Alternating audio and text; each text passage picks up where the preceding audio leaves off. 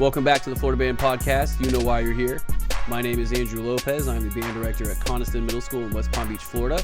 Today, we do not have Christian, but we do have my buddy Steven Amann. He's actually the saxophone professor at both Seminole State College in Orlando, Florida, as well as Eastern Florida State College.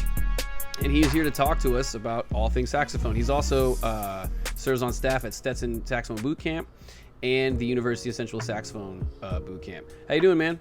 I'm doing well. How about you? I'm good. I'm just, like we were talking earlier, I'm just trying to stay alive and, like, dude, summer's almost over. Oh, yeah. Only one more month left. When do you go back? I start at Seminole State on the 16th, and then I start at Eastern Florida on the 23rd. Well, cool, man. So you didn't mention in your bio about your saxophone ensembles. Yes. So I want to start with that. Like, tell us about the birth of them, because that's been your thing since college. Yes, for the saxophone ensemble, I do co-direct one with Sierra Hill.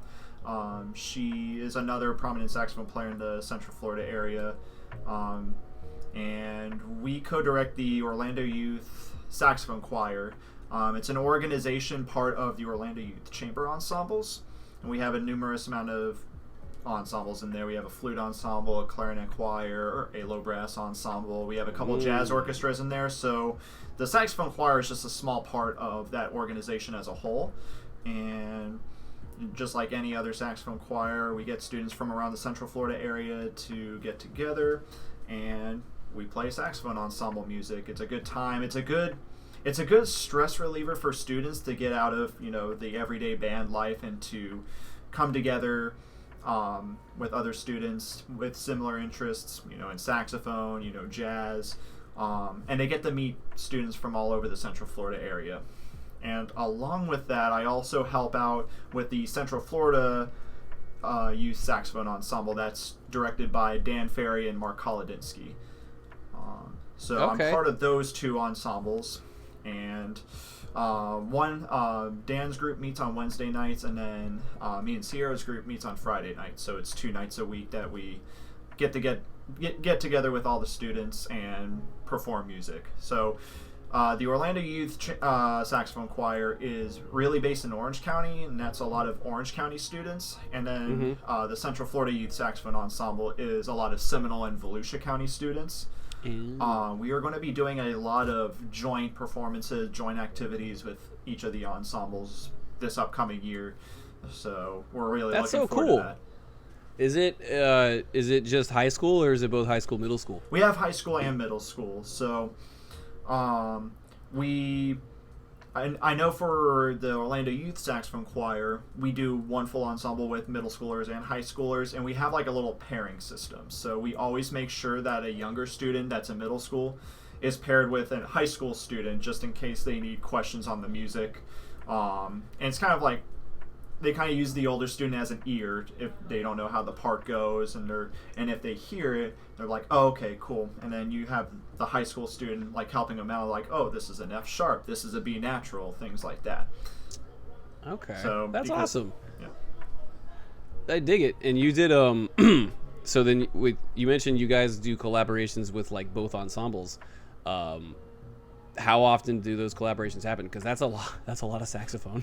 We haven't done the collaborations. We were going to do them before COVID hit, but just because of that, we weren't able to do any of the joint concerts. But that's in the works for this year. So we're planning on intersecting rehearsals, whether one group meets with the other on a Wednesday night or vice versa on the Friday night.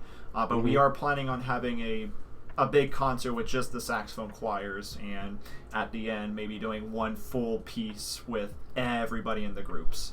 And we're also in talks with Scott Devlin as well to get his students as well. He always does the Saxophone Colossus every summer, so he always has his own group as well.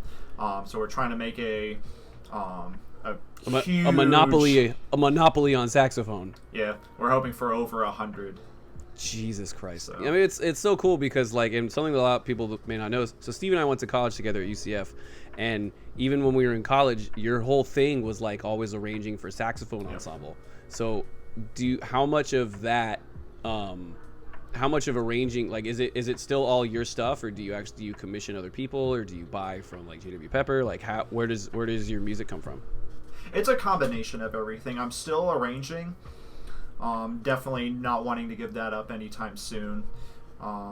Right. There was one concert we did all my arrangements, the whole concert was my arrangements, but to the students, that's not giving them the advantage of listening to other brands of music, trying to get them, playing some Joe Krynas arrangements of saxophone choir pieces. Right. And there's just so many pieces for saxophone ensemble out there, you want to get them exposed to all of them. But okay. Going back to arranging, I'm still arranging.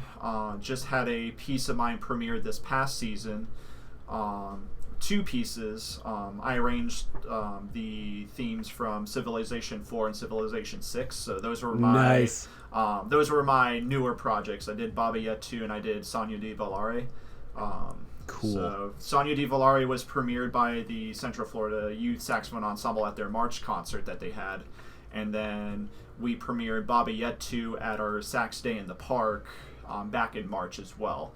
With the Orlando Youth Saxophone Choir and all the students that went there. We had about 35 students come out to the Saxophone Day. We were at Blue Jacket Park in Winter Park, Baldwin Park area. It's right behind Glen Ridge Middle School. We were there. And then one of the groups at the Stetson camp this summer, the group I coached, played Baba Yet 2 as well. So, but I've also I have a suite from How to Train Your Dragon that a lot of people like playing.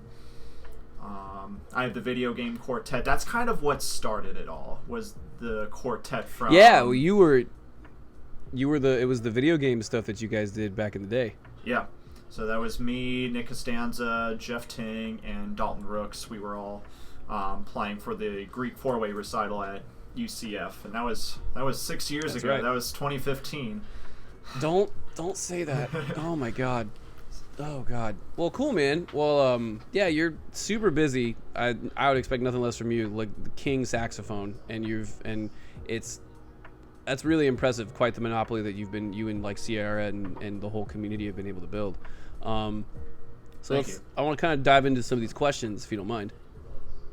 So the first things first. I start with just going over each part of the saxophone. Not like necessarily playing. I never have a student play with the full saxophone their first lesson. So I go over, this is the body of the saxophone, this is the neck, this is the mouthpiece, this is the ligature, this is the reed. Usually it's those five things I go over with them. I usually don't have them touch the body of the saxophone until the lesson number 2 or lesson number 3. Because the purpose of the first couple lessons is to try to get them, getting a sound on saxophone, with it being a reeded instrument. So I start with the mouthpiece, I start with the reed, I start with the ligature. So I have them identify each of those spots, or each of those parts, I should say, and then show them how to put it together using my own equipment to kind of use it as show them as a model. And I go over some reed tips. I tell them be very careful with the reed or else it'll chip. Just basic things like that. Yeah, chipping's the thing, man. Yeah. I trust me, I know. Yeah. And then I have them show them how to put the reed properly. Go over not the measurements, but exact placement of the reed. Not too high above the mouthpiece, not too low below the mouthpiece. Tell them really where to put the ligature. I always tell students to put the ligature halfway between the line in the center of the reed that you see on a lot of Van Doren reeds and the bottom of the reed. Line of the center of the reed. I'm trying to think. So he's got one for me to look at. So this one right here. So these are on a lot of the Van Dorens or the filed reeds. So there's that little line. This line right here. So this is like the filed portion, and then this is the king portion. Yeah. I always have them put the ligature halfway between this line here and the bottom. So like half. So when this. I didn't. When you said line, I didn't know you were referring to like when the thickness changed. So halfway. So once the thickness changes, it's basically like a third. It's like It's a third way down the reed, right? Yes. Okay. Yep. So I tell them, that's really where they want the reed, not or where they want the ligature on the reed, not too high on the reed, or else the reed's not going to vibrate enough, not too low on the reed, or else the reed's going to over vibrate, or too much of the reed's going to vibrate. So, and what happens when it over vibrates? When it over vibrates, it's just way too loud of a sound. Like they have to use, it's pretty much if they have to use a whole lot more air to get the reed to vibrate, and when they use a whole lot more air, it doesn't start soft; it just starts loud. This is very honky-tonky. Yes, exactly. Okay. So the very first lesson, I'm telling them, how to put the reed on the mouthpiece, how to put the ligature, how to position it correctly, and then the next step is forming the embouchure. So, there's always the basic things, bottom lip over the teeth, top teeth are placed on top of the mouthpiece. I emphasize different syllables to be thinking of. So when I have a student form an embouchure, I have them say the word vu. So what vu does, it doesn't really concentrate too much on the center of the bottom lip or where the top teeth or the top lip are. It helps them emphasize the corners. And really the corners are going to be that most important part of the embouchure in the long run. That's where the control of the sound is going to come from, So that's an interesting syllable. I like you said VU, right? Yep, vu. And I picked that up from Dan Ferry. That's the syllable he uses. Some teachers use a woo syllable. With the woo syllable, you don't really get that bottom lip curled in versus the vu syllable. If you think vu, you have that little bit of that curvage of the bottom lip. But either vu, woo,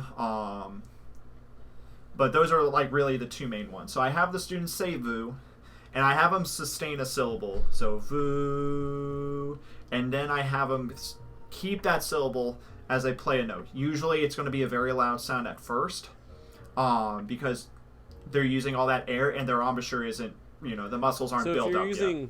If you're using vu, that means that you're okay. So you're okay with having them start with an air attack for the sake of getting the embouchure correct. Correct. Yes. Because with vu, it's a soft consonant, so there's no hard tip of the tongue. Yep. And that means that philosophically, that's your priority, is just making sure their embouchure is set, the corners are firm, and everything's ready to go. Yes, exactly. Okay. Because eventually, even though they're in the early stage of saxophone, I want them to not rely on the tongue too much to start the note, because then that leads to bad habits down the line. Okay. So with that vu syllable, I have them do that, and then I have them think about is if they have like a straw, and they're blowing air through that straw. Nice and focused, nice crisp airflow, not. And I try to have them, blow air through that straw and sustain it as long as possible to create resistance with the airflow. If they let all the air out once, it's more like a ha syllable. They're opening up the throat, and they're going to run out of air so much easier. So along with, that first lesson, not just mouthpiece, ligature, and reed, I want them to get used to air support as well, because they're not only training their lips for something they haven't been used to, they're training their lungs for something they aren't used to as well. And really what I want them doing before they even play a note on the saxophone is getting a good sound. I don't want them putting it on the saxophone and it's just, it's a typical beginner saxophone student. They're like, la, la, la, like, trying to play notes and, Oh, yeah, like that kind of like they're beehive wrong sound. fingerings. Yeah. Yes, exactly. So I have them do a couple exercises. I introduce them to long tones in the first lesson. So I have them sustain, 4 counts on the mouthpiece, then I have them take 4 counts off. 4 counts playing a sound on the mouthpiece just to get that reed vibrating.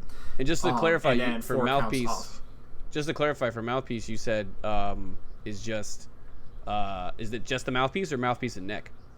I do just the neck. I just do the mouthpiece first. Got it. Okay. So eventually they go to the neck.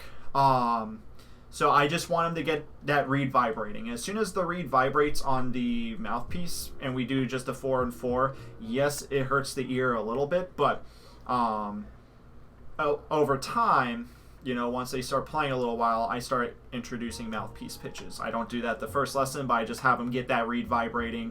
It's a good basic exercise just to get them started. I usually just do 2 reps of that. Some students, they don't get a sound. If they don't get a sound, we keep just doing the mouthpiece and the reed. But once they get that sound, then I have them put the mouthpiece on the neck. Sure. And that's stage 2. So stage 2, I introduce them to the neck. With saxophone, you have you put the mouthpiece on the cork, but you need to put cork grease on there first. So I show them how to use the cork grease. What its purpose is for. I let them know that the first 2 weeks are going to have to lather up the cork once a day until it absorbs enough of the cork grease. Right. And then we do some similar exercises with the neck and the mouthpiece. So usually play for 4, hold for 4, kind of like what we did on the mouthpiece. Then I may do 8, just depending on how their air is doing. If I'm noticing they're kind of breathing out with that ha syllable, where they're opening up the throat and letting go of all the air, I just stick with 4s. But if they get a good understanding on pushing the air from the core, from the diaphragm, and thinking that straw analogy, then I may increase it to 8, I may increase it to 12, just to see how long, they take. And then when I have them go to the neck and the mouthpiece, then I start teaching them articulation. I teach them the different articulation syllables that they're going to be utilizing. I do start with a ta or a toe syllable. I usually do ta for alto, toe for a tenor, just because it's more of an open bore, bigger saxophone, lower notes. So just to get the sound starting. Do you find it makes a difference with the toe, or versus or? Yeah, so because it is, you're right, the tenor's bigger. Is it really that? Do you notice that big of a sound in the syllable and in the vowel? Yep. And weeks following that, yes, when they start playing with the body connected to the neck and the mouthpiece. Got it. Okay. Because sometimes with beginning tenor students, if they're thinking too much of an ah syllable, a lot of higher notes are going to pop out. They're not going to be able to get lower notes. And that was actually my problem when I started, because I started on tenor. I couldn't get low notes out for probably the first 6 months of me playing tenor. Wow. Because I was thinking ah syllable, because I was in reference to what the altos were thinking, but with tenor, with that toe syllable, it's all about that O syllable, dropping the jaw a little bit, opening up the back of the throat a little bit more. That makes all the difference in the world. That's so cool. So, ta or toe. I don't keep that articulation syllable for too long because it's a little bit of a harsh articulation. I usually only have them articulate that if they have like an accent in their music, things like that. Once they get that ta, or once they get the idea of, tip of the tongue, tip of the reed, getting that syllable, the placement right, then I have them relax the syllable a little bit with either a da or a do syllable. So first lesson, I'm just having them articulate half notes, and that's it. So like da, da, do, do, just making sure that they, have the correct placement. If they're having a little bit of trouble, I incorporate what I call a say it, play it exercise, where I have them actually say the syllable, and I have them memorize where their tongue is hitting. When they're saying that syllable, yes, the tongue is hitting the gums behind the top teeth, but I tell them once you start playing that, then think about, instead of hitting the gums behind the top teeth, think about hitting the reed in that same manner. Got it. That's cool. So that's really the first lesson. I know a lot of beginning band students, they want to, put together the saxophone, and they're like, I want to play notes. I'm like, we need to get a good sound first. That's and the priority. neck is on backwards, and their hands are wrong. Bless their souls. We love them. And I tell them for homework for the next lesson, I'm like, hey, we will go to the body of the saxophone. We will play. I'll teach you a few notes if you practice these exercises, your long tones and your articulation exercises on just the neck and the mouthpiece. 99.9% of the time, the student will go home to do it because the next lesson they want to learn notes. So, right, of course. And usually by that second lesson, some students, I usually don't do it until the third or fourth lesson, but usually that second lesson, I teach them their first note. I dig it. That's a lot of really cool tricks that I've never heard before that I'm definitely going to use in like 3 weeks. That's really, really neat. I dig it. Cool. What are 3 or 4 like of the most common bad habits that you come across, and what do you do to fix them? If you don't have 3 or 4, you don't need to do it, but like I teach private lessons. Every time, you always get a student, and you got students who are like, great, and then you've got students who are, and you're just like, gee, oh my God. Like, well, I'll focus on a habit on each of the things, tone quality, articulation, and technique. So in regards with tone, a bad habit is using as much air as they can.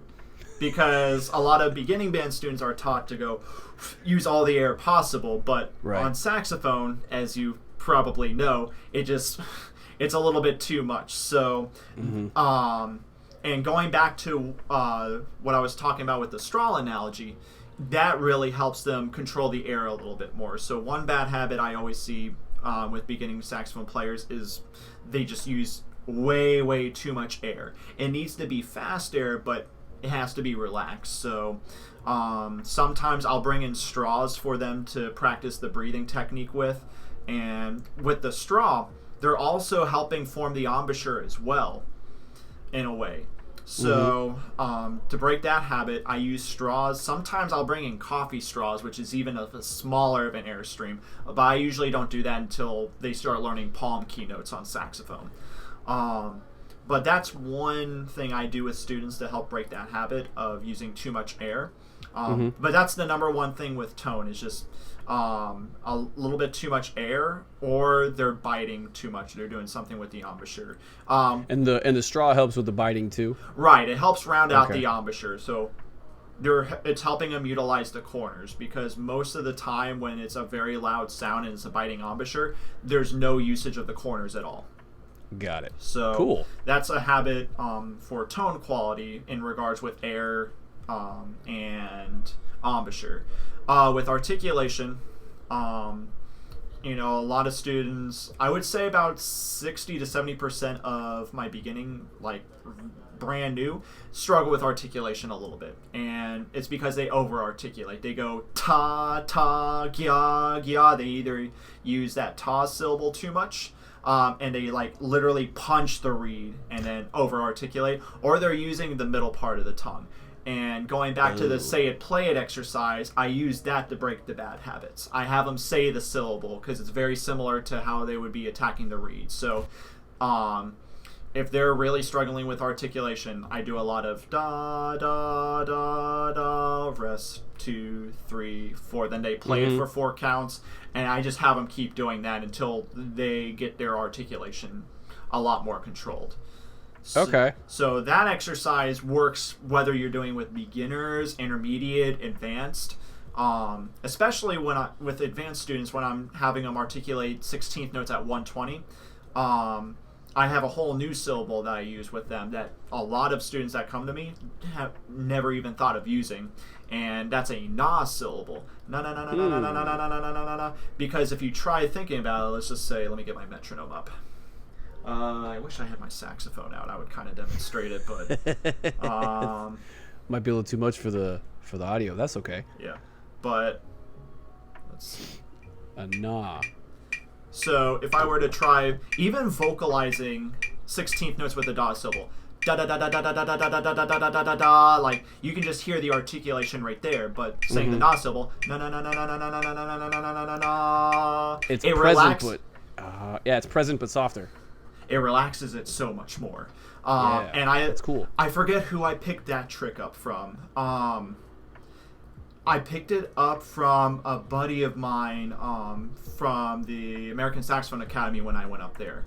He has his own set of videos on YouTube now, and he won a spot with the President's Own Marine Band a few years ago. Wow. I believe it was him, Connor McCula. Okay.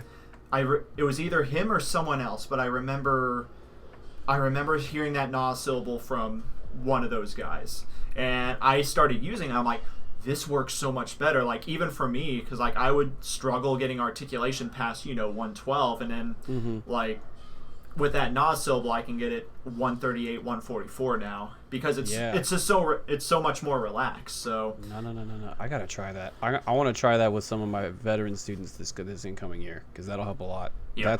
That's legit. Okay. I love it, man. It's every time we talk, you get better and better. Oh yeah.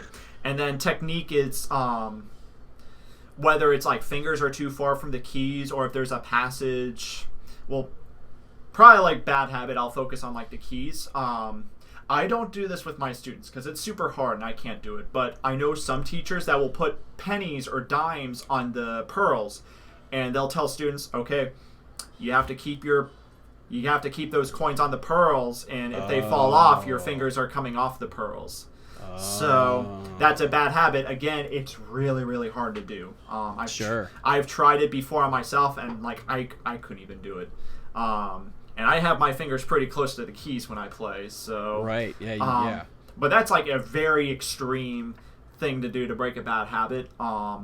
Usually, what I'll do with a student that's, their fingers are in the stratosphere above the saxophone, I'll just take like a piece of music, like for an example, like something like this, and I'll just put it like against their hand. And if they hit the paper, it's coming off too much.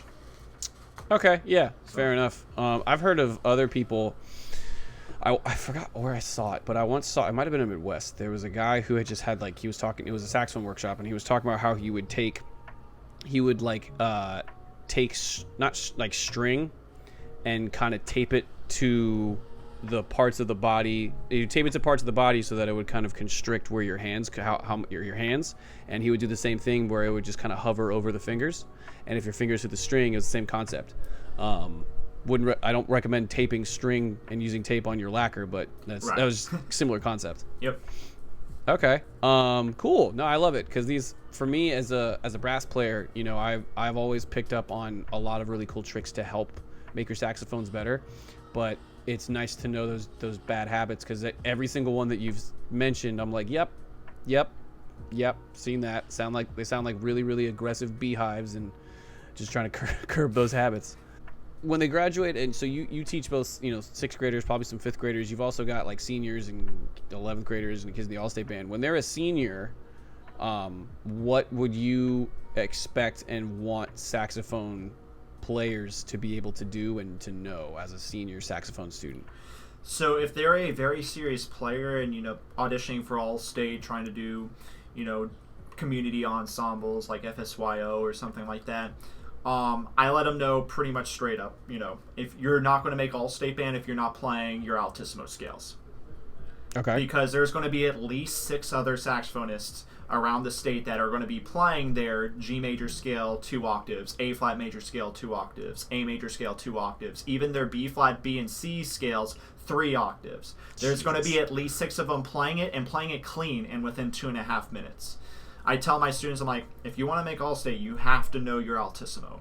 No ifs, ands, or buts. I've made a good friend of mine, a teacher at the Frederick Hemke camp that I went to, Sean Hurlbert. He put together a video series last summer with every single recommendation, fingering wise, for each note. Like, he has a video for Altissimo G, a fingering for Altissimo A flat, and I compiled a list of those. So I actually have them here.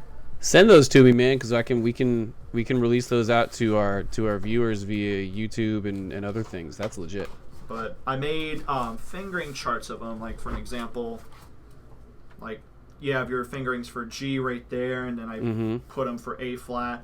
I just compile a list of these, and then I compiled a fingering chart in regards to the scale, which fingerings are going to be easiest technique-wise to work its way up the scale in that manner. So I have 2 different two different ways you can play the Altissimo scale fingering-wise, and I have them on the same page. So, but I give credit to Sean Hurlbert for those fingerings. So okay. Anything else? Anything like literature expectations, or any other specific technique ability that they should have? Like if there's a student say they just got into like Stetson, and what are some things that you would expect like a student to know? Okay.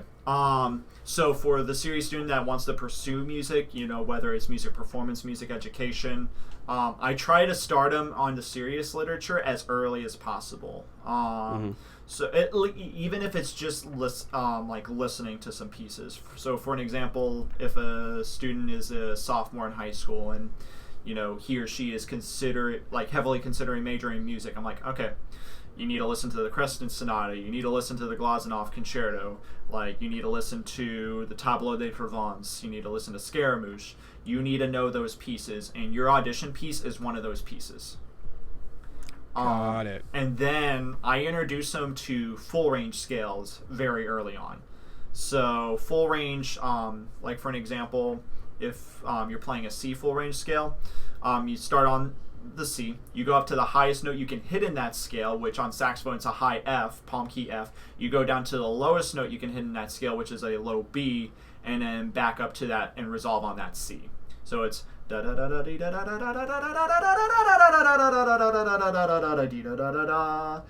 it's in that pattern. So I introduce them to full range scales, and not just major scales, harmonic minor scales as well, because those are the two scales that most colleges, most saxophone studios expect you to play your first year. So I get them caught up with that, so they already have a good basic concept of that going into their areas of study. Etude-wise, Fairling, the 48 etudes, I have them, do a couple of those as well. What about you got a student who's leaving 8th grade going to 9th grade, so like they're leaving middle school, what level would you expect middle school band directors to be able to elevate their other than like, the FBA requirements, blah, blah, blah, what are specific pedagogical milestones that you're looking to have your 8th graders achieve? Well, 8th graders, kind of like what I was saying with Altissimo scales for the 11th and 12th grade band, there's 9th and 10th graders now that are playing their Altissimo scales and making it for, all state as well. I introduce Altissimo usually in 8th grade, unless they're really getting ahead. Then I've had one student before that I started teaching Altissimo in 7th grade. But most of the time I do students like as they're leaving 8th grade going into 9th grade. I'm like, hey, here's some approaches to Altissimo, overtones. I teach them overtones. I have this book, Basic Altissimo Studies by Rosemary Lange. It was recently edited by Gail Levinsky, who also was a teacher at the Hemke camp that I went to. So I have that, and there's a good amount of exercises that has to deal with, approaches going into the Altissimo register. And then the book also has some quote-unquote beginning band exercises, but in the Altissimo. So like Mary Had a Little Lamb, there's an exercise where it's all Altissimo. So it's a wide variety of stuff like that. So if I have a student that's like really, really like wanting to learn Altissimo, I print them out a couple of those pages, have them start working on that. Send me some of those scans. That sounds really, really cool. Yeah, for sure. 8th grade going to 9th grade, usually you go from Rubank Volume 1 to Rubank Volume 2. If they're playing at a higher level, usually I will start them reading out of Volume 2 after the All-State audition in 8th grade. So for my students, once they audition for All-State when they're in 8th grade, immediately it's like, okay, get Volume 2. And then I get through Volume 2 with them, go through a couple exercises. Depending on how well they do with Volume 2, they could be in the Fairling book by the time they're a freshman in high school. That's wild. That's so cool. I've only had a few students in that.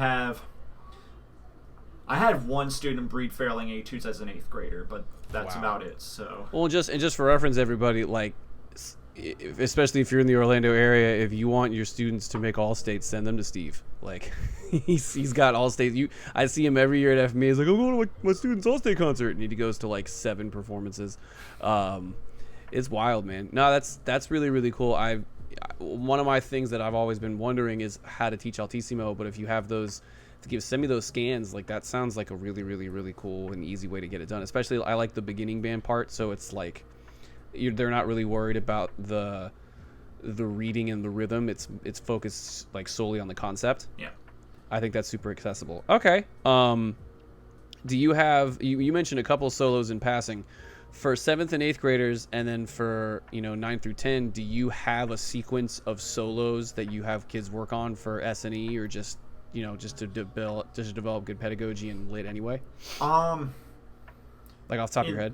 In that regards, I give them the big names of the saxophone literature. As I mentioned, the Creston Sonata, the Glazunov Concerto. If they're very serious players, I always tell them about those. I have the pieces that are not quite as difficult, but are prominent in the saxophone literature. The Jacobi Sonata. You have a lot of the transcriptions that are grade 5s. The Handel Sonata. You've got the Vivaldi's Concerto. That's a transcription for alto and tenor. So pretty much as I've said already, if they're very serious and want to pursue music, I definitely introduce them to the big names. Okay. Now, in regards with solo and ensemble, my progression with students is once they get a superior, they go up to the next level. So beginners, they play grade 1. I've had a couple beginners play grade 2, which is great. But like once they get a superior on a grade 1, they go up to a grade 2. Once they get a superior on a grade 2, they go up to a grade 3. With students, and this is at the district level. Usually for state level, it's always, whoever their judge is, how well they're prepared for that. But at the district level, let's just say it's an 8th grader playing a grade 3 and they get an excellent, they're playing a grade 3 again in 9th grade. Because we're rebuilding the fundamentals, be like, okay, let's see what happened here. Let's see what happened here. These are what we need to improve on for next year. So in a couple of circumstances, I will have a student go on past, for an example, if they're in beginning band and they come into their lesson and they sight read their grade 1 all the way through, and they're like, oh, we already signed up for this for solo and ensemble, then I'm like, okay, you're doing a grade 3 for next year or doing a grade 4. There's one extreme case where I had a student do a grade 1 in 6th grade and then he did a grade 5 in 7th grade. But he was sight reading grade 3s, like blazing through them at the end of 6th grade. So I'm like, okay, here's a grade 4, and then he was sight reading. It was a Chansonnet Pass a PA that he sight read straight through him in, no trouble. So I'm like, okay, here's a grade 5. So that's wild. Most of the time, though, if I have a student that's progressing really well, they'll do the grade 1 for 6th grade, and then I have them immediately go to a grade 3 in 7th grade. Just so when they get to 9th grade, they're playing a grade 5, and they can advance the state in 9th grade. Okay. Smart. And that way they have the state experience as they progress for the next 4 years. That's okay. Cool. Yep. All right. So, yeah, dude, I love it. Is there any specific or like equipment you try to get your students to play on? I know there are like private students or private teachers out there in all instruments that are like a Yamaha junkie, or use this mouthpiece or do that. Like, do you have any recommendations, or are you kind of just a guy? I emphasize mouthpiece, ligature, reeds first. So out of those 3 reeds, you want to make sure, I always tell them either Van Doren traditional blue box, Van Doren V12s, or the D'Addario reserves. Those are the big 3 that I use. I recently just discovered the V12s. I mean, I know they've been around for a while. I started playing on them again. Not again, but just recently, and I really like them as well. So it's kind of like an in-between of the blue box reeds from Van Doren and the D'Addario reeds. So it's kind of like an in-between. So I emphasize reeds first because I never want to have a student come in. They have these flying goose reeds that they get on Amazon for $5 for a 10-pack. Wait, what's it called? It's called flying goose reeds. The hell? Look it up. They're not good. I've never heard of that. Yeah, don't. probably for good. Or you have like the 10-pack of Glory reeds. Like if I have a student there, like usually I will help students out. I'll give them a couple reeds to test out. Van Dorens. Okay. But reeds are the number one. If they're not playing on a Van Doren or a D'Addario, it's not going to be good. Sure. And then next is the mouthpiece. I have 2 options I always recommend students. Top option, Selmer S80 C-Star. So, and then the other one there's 3. There's 2 I really recommend, and then there's one like if price is an issue, you can get away with this mouthpiece. So it's the Selmer S80 C-Star. That's at the top of the list. If they can't quite afford, because it's a $180 mouthpiece, brand new. If they can't quite afford that one, the Van Doren AL3 or AL5, that's about $120 brand new. Okay. Let's just say that's still a little bit iffy price range. If they need a decent mouthpiece on a budget, I recommend a Yamaha 4C or a Yamaha 5C. Okay. Those are about $40. Not the greatest mouthpiece, and if you don't have a mouthpiece patch on them, your top teeth crater into the mouthpiece. Mm-hmm. But they're decent mouthpieces if you're on a budget. I Sure. just emphasize students, if they're on a Yamaha 4C or Yamaha 5C, they need a mouthpiece patch. And that's better. And yeah, those budget options are obviously already better than whatever they're going to get on their student horn. Yes. Okay, a lot cool. better than the stock mouthpieces. And then after that, if they ligature would be next. So ligature, I always recommend the Rovner ligature. If they want to spend a little bit more on a ligature, I recommend the Rovner Versa. So the Rovner Versa has like a little plate on the bottom of the ligature, and it helps the reed vibrate a little bit more. It helps the sound control a little bit more. So, but that's pretty much what I recommend. So it goes reeds are first, then mouthpiece, then ligature. Okay. Then after that, then we talk about instruments. Most of the time, students will get set up with a student Yamaha or a student Selmer. There are a couple students that will come in with Mendinis, and I know they're a great deal. Like $200 for an alto sax. Here's the thing: I tell students, and I tell students' parents, I'm like, hey, these Mendinis, these glory saxophones, yes, they're affordable. Yes, they play, okay out of the box. But once they're broken, they're broken. There's no fixing them. That's right. Because parts are hard to come across. Whenever you're making an adjustment, it's going to adjust another piece. It's poorly made. So I tell parents up there, I'm like, once the instrument breaks, there's no fixing it. You would have to get a whole nother saxophone.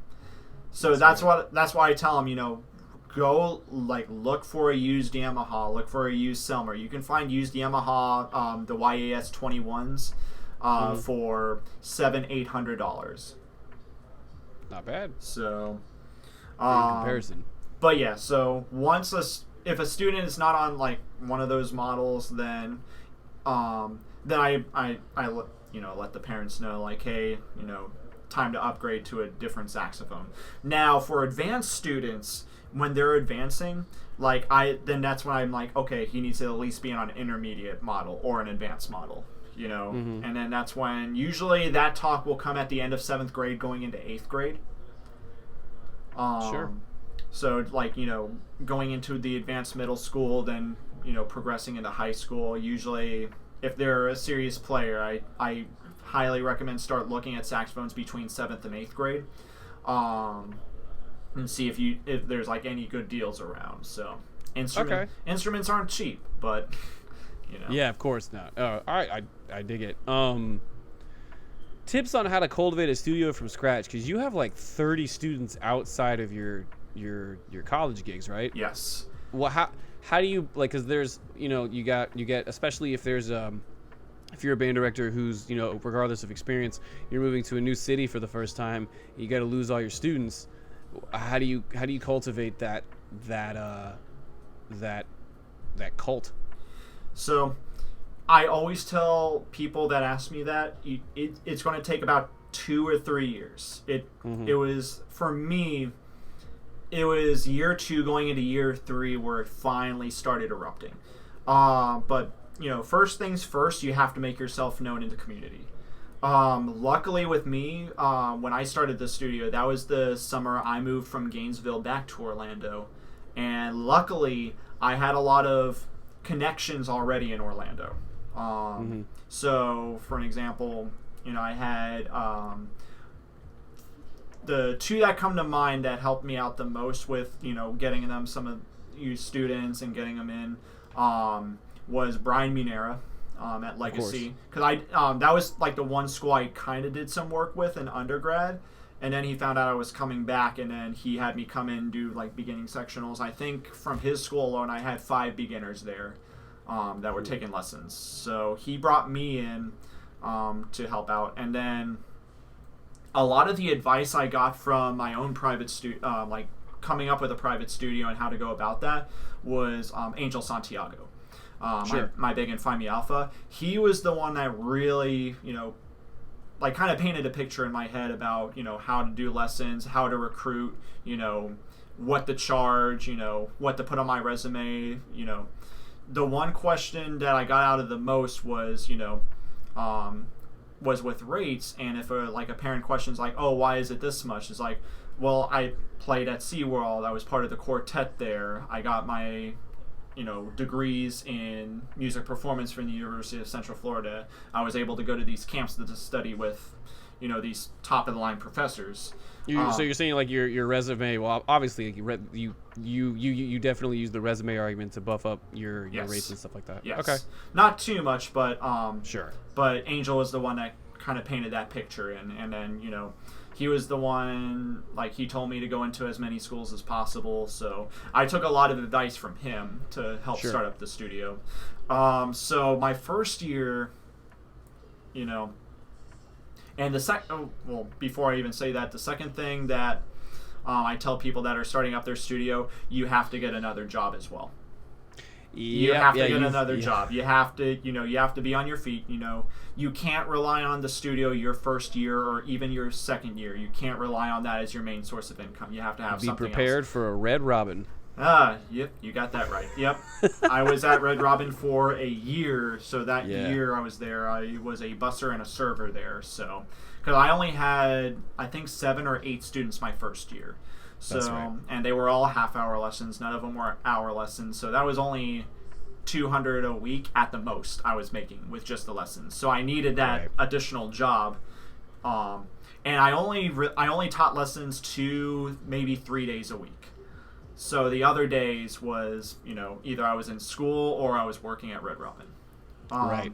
So, year 2, start going into more schools,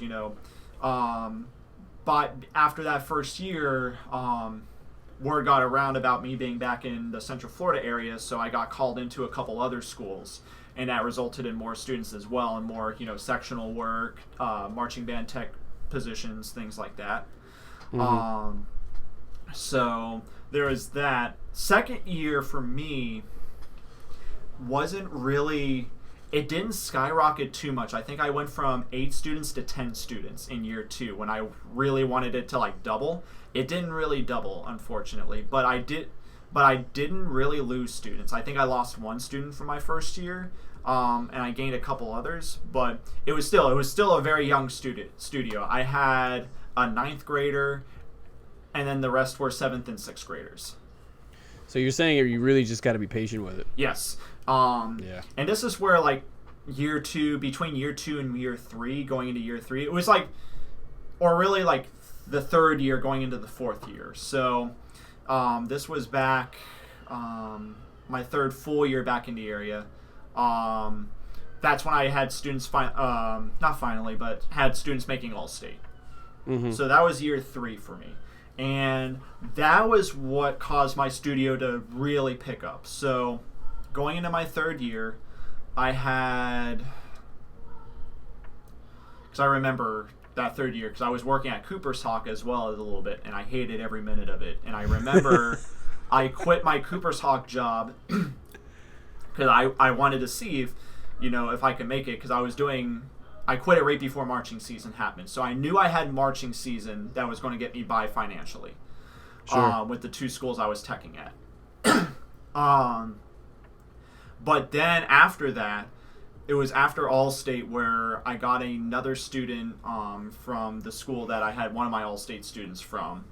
And I started giving him lessons, and then all of a sudden, everybody else, I got a bunch of students. My studio doubled in a month-long period. It went from 12 to 24 by the end of that 3rd year. Wow. And that's just because, I started having students, achieve goals I had of them, making All-State, getting superior. So it was really from March of that year through the summer. It got up to 24, and it just kept building ever since. I'm actually at the point now where I can't fit anything else into my schedule, and I'm just I want to recruit more students, but now it's just I have to be very picky, which is if a student's not not practicing or not going up to the standards I set for them, then it's just you gotta let them go. Yep. I feel that. Okay, well, I got 2 questions left. This has been awesome, dude. It's been good to Good to talk to you again. Oh, for sure. And you and I always talk shop endlessly whenever we hang out. Oh yeah, it's always a good time. I love it. So, what are at least 3 easy tricks or tips that you can give band teachers when it comes to teaching saxes? As we mentioned, patience is key. That's the number one thing, especially with saxophone players. So, you'll always have a couple of those players that are very, not that they have an ego, but they're like, I'm going to be the best, I'm going to be the next Kenny G, like that kind of attitude. And they're just very gung-ho, and they're just like, and because they're so gung-ho, bad habits start to slip in. So you have to be like, no, you've got to start with the classical stuff first, That's where your foundations are. So, especially with the saxophone world, most students, I would say 70 to 80% of students that choose saxophone want to play for jazz. Sure. But you have to be very, very strict on, building fundamentals from the classical standpoint first, teaching good tone on saxophone, teaching the basics of articulation, stressing scale studies, major scales, because students hate playing scales. They really do. But you have to let them know, like, hey, you can use this major scale to come up with the notes of, this blues scale right here. It's just 1, flat 3, 4, sharp 4, 5, have a numbering system with the scales, and have them know those major scales so they can easily determine the notes of these other scales that they'll use in jazz, Mixolydian scales, bebop scales, all those, that's, that comes in time, but, you have to teach them the fundamentals, and it has to be from that classical standpoint first. Right. Second tip I would, for saxophone, well, that would be the main thing, is just stressing the fundamentals and just being patient with them. Okay. 2, get them listening to, not only jazz artists, but getting them listen to classical artists. So, like, you have your jazz saxophonists, you have your Charlie Parkers, you have your Kenny Garretts, you have your Sonny Stitts, you have your John Coltrane's, but you really want to expose them to classical saxophonists as well, just so they can get both sides of the picture. The Otis Murphys, the Tim McAllisters, the Vincent DeVies, Claude DeLong. You want to introduce them to those artists as well. And like going back to, how I approach lessons, I have my students do a lot of listening. Let's just say they're playing the Crescent Sonata. The first thing I tell them to do, I'm like, look up 5 recordings. And listen. So, have them do a lot of listening. Especially when they start getting into more of the jazz realm, that's going to come in handy because, you want to listen to the style that all these artists are playing in, how they're articulating, what they're doing with some of the phrases. So just emphasizing listening with them, getting them exposed to the different artists. Those would probably be the big 2, like big picture type deals. I have a lot of smaller picture, tips and tricks, but I would say those 2 would be like the macro versus the micro. Sure. Okay. Last question then, broski. How does Steven Amann spend his evenings and weekends? So I do quite a few things. So my biggest hobby, and I did this all throughout undergrad and when I went back to UCF for my master's, I play adult recreational softball. I'm playing you guys during the team. When the season's going strong. How's that team? We're in the works. We were 0-10 our first 2 seasons. But we got a couple wins out this season. So, but it's a fun group to play with. You saw it was all pretty much Phi Mu Alpha brothers we, went through UCF with. Sure. So it's a good group. You got Brady Bardman in there, Matt Berger, all those guys, Yeah. So we got together, and it was actually Nick Chase's idea. So the team was originally his team, along with all the groomsmen at his wedding and friends. And then it evolved into a lot of guys from Phi Mu Alpha that wanted to play, and we had openings on the team because people would either move or they would just not want to play anymore. So, right. But that started that, and then I wanted to play more, so I signed up as a free agent at Oviedo as well, because the Anchorman team play at Redbug. So I signed up as a free agent for Oviedo, and I got picked up there. So I was playing 2 nights a week in the winter and the spring. I got picked up at Katy Way this summer, and then I'm going to be playing in Altamont in the fall. So wow. I'm going to be playing 3 nights a week. So, and games are perfectly timed. They're 6:30, 7:30, 8:30. So I still have time to teach lessons usually until 6. And even like the 8:30 games, I can teach lessons until 8 and then go play softball and be like, this is for not practicing your B flat major scale, like things like that. So, I love it. But it's a good stress reliever to end the day. So Sure, man. that's All right. probably my main hobby. When I'm not doing that, when I'm not practicing, I still try to, at least play an hour a day if I can. Of course. So whether I'm like playing in lessons for students, like I'm always playing my instruments in lessons. But if I have a day where I'm not playing anything, whether I'm just sight reading stuff or just playing through parts on a couple of my arrangements, I want to keep playing, just so I don't let my chops die out. I'm also a very avid Nintendo Switch player, so yes. you can. Yes. Right now, I'm playing Skyward Sword Same. because it's so much better without motion controls. Yes. Yes, it is. So there's that, and then. Those would probably be like the main 3. All right. But like hanging out with friends as well, catching up, especially over the past couple months after COVID and everything. Now, pretty much most of the people I know are vaccinated. Like just catching up like with everybody. So Right. Okay. Well, cool, man. Well, I appreciate you taking the time to hang out. I know you really are. You have of a lot of the musicians that I know. You have probably one of the busiest schedules. yeah.